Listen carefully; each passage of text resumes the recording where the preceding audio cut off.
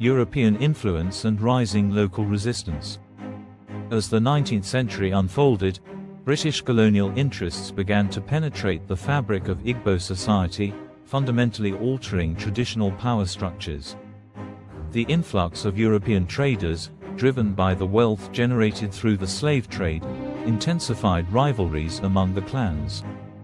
The Aro Confederacy, once a unifying force, faced increasing pressure as local discontent simmered beneath the surface. The British exploited these divisions, forging alliances with clans dissatisfied with Aro's tribute demands. Ez Agwu, now a prominent figure in the resistance against colonial encroachment, became the face of the struggle for autonomy and self-determination. His eloquence and ability to unify various clans resonated deeply, particularly as the threat of colonial domination loomed large.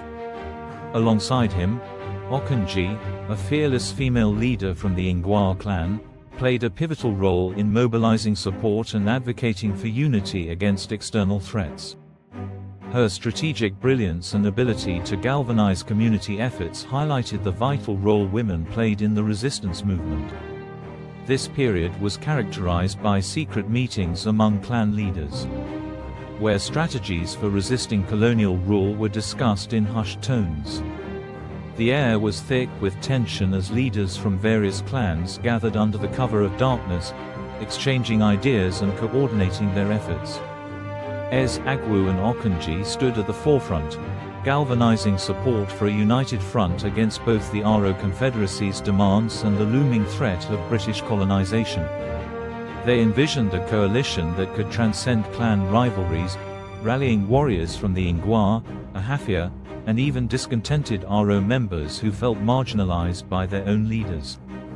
The meetings not only focused on military strategies but also on cultural resilience. They emphasized the importance of maintaining Igbo traditions and identity in the face of external pressures.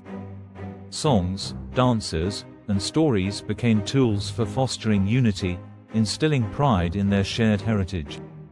Okonji, with her charismatic presence, often led these gatherings, reminding her people of their strength and the importance of their ancestral legacies. As tensions reached a boiling point, open resistance became inevitable. Skirmishes broke out between the Aro and allied clans, creating a chaotic tapestry of battle and rebellion. Each confrontation was marked by fierce loyalty and courage, with warriors willing to fight for their clans and the vision of an autonomous Igbo nation. However, the British, utilizing their advanced weaponry and military tactics, began to gain the upper hand, causing significant losses for the Aro and their allies. The plight of the Igbo clans resonated deeply within the region, drawing sympathies from other areas facing similar colonial threats. News of their struggles spread, and messages of support arrived from distant clans, eager to join the fight against oppression. The resistance transformed into a broader movement for freedom, igniting a sense of nationalism that would resonate through generations. As the 19th century progressed, the Aro Confederacy began to show signs of decline. The internal divisions, exacerbated by the external pressures of colonial forces, led to a fragmentation of power and authority within the Confederacy. Once a unified entity, the Aro found themselves grappling with dissent from within. As clans that had previously aligned themselves with Aro leadership now sought independence or new alliances. The British colonial strategy of divide and conquer proved effective as they capitalized on existing grievances. They formed alliances with clans that were discontented with Aro dominance, promising protection and economic incentives in exchange for loyalty. This tactic not only undermined the Aro's authority but also eroded the trust and camaraderie that had once defined the Confederacy. In the midst of this chaos, influential figures like Ne Uroma, a visionary leader among the Abum clan, emerged as a critical voice for change. She advocated for a coalition against the British, urging the clans to remember their shared heritage and fight for their autonomy.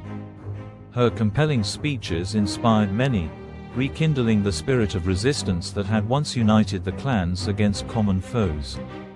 The loss of key battles against the British further intensified the decline. Each defeat served as a painful reminder of the fragility of Aro power, leading to a demoralization of the warriors who had once fought valiantly. The loud cries of mothers mourning their fallen sons echoed through the villages, amplifying the sorrow of a people caught in a struggle against overwhelming odds. Despite the setbacks, resistance persisted. A small but determined group of Aro warriors, led by a charismatic young chief named Ifeanyi, refused to accept defeat. They organized guerrilla tactics, ambushing British supply lines and recruiting warriors from neighboring clans. Their resolve symbolized the indomitable spirit of the Igbo people, determined to reclaim their autonomy and dignity. Thanks for watching. Part 4 follows. Subscribe, share, like and comment.